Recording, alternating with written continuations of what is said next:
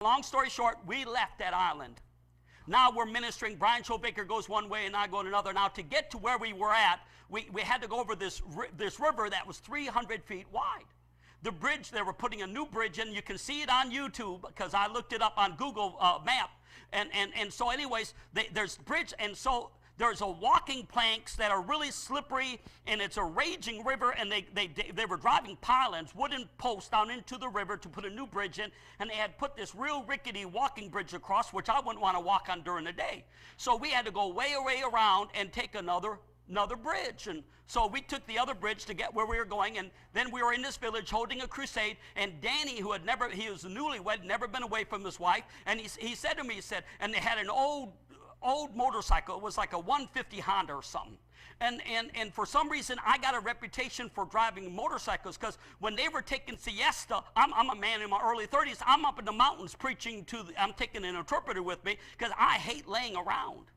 So I'm up there while they're sleeping, and I'd come back at night and preach, but they got this thing in their head that I really was like real good on a motorcycle. If only they knew the truth. I wasn't good driving motorcycles.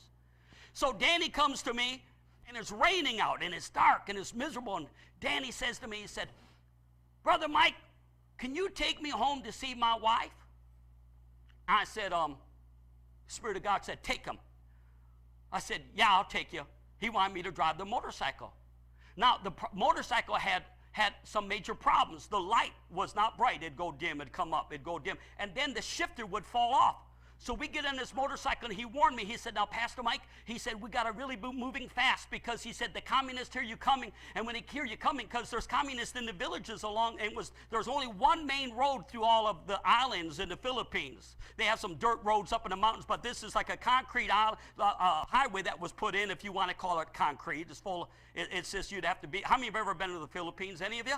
And so you've been there, brother. You know what I'm talking about. And he can verify it. So, and he tells me, he said, "Pastor Mike, whatever you do, don't stop, because the communists will get us, and if they know you're coming, they've got piano wire. They will stretch it across from one tree to another. It will cut us right in half." But I didn't have a spirit of fear.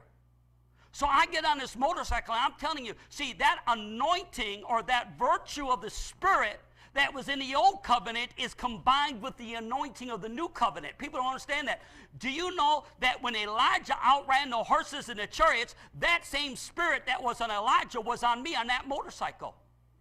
So I get on this motorcycle, and I mean, the power of God is hitting me, man. I'm revving it up. I said, "Here we go, Danny." And we took off down the road. Man, I'm shifting. I can't even see where I'm going. The water is hitting my glasses. My light is very dim. I can't hardly see in front of me. And Danny's back then. He's holding on for dear life. And I'm trucking, man. I'm shifting. Spirit of God is on me. And all of a sudden, I saw something dark in front of me. Now, I didn't realize this is what I said. Danny told me last year what I said. I didn't realize I said this to him. We're going along, and I see something really big and dark in front of me. It's like I can't even see the highway, something big and dark. It just filled my whole eyesight. And he yelled, "Pastor Mike, watch out," or "Brother Mike, watch out." And this is what I said to him. I said this, "It's okay, Danny. We're going to go through it." It's the Spirit of God on me. I said, "We are going to go through it." And so what I didn't realize, it was, I don't know how big a dirt pile it was. I didn't slow up. If anything, I speeded up. It was a humongous big mound of dirt. I didn't even know it. And to this day, I don't know how big it was. All I know is that we hit this great big pile of dirt. And all I know is that when we hit that dirt, I went straight up in the air. I am not lying. We are up in the velvety blackness. I am suspended in air. It feels like, and I'm telling you the truth, I am enjoying it. I've got peace. I've got joy. It's like I'm looking around like, wow, this is neat. Danny puts his head underneath my arm. He's hanging on for dear life, because in his mind, we're dead. We're flying through the air. I'm telling you, it felt like I was up there forever. And then finally, we're coming down, and I hit the ground just as smooth as an ice cube floating over the top of a hot skillet. I'm just, whoo, here we go. Well, when we hit the ground, the shifter fell off. So now we got to go back because I've got it like in 5th or 6th gear.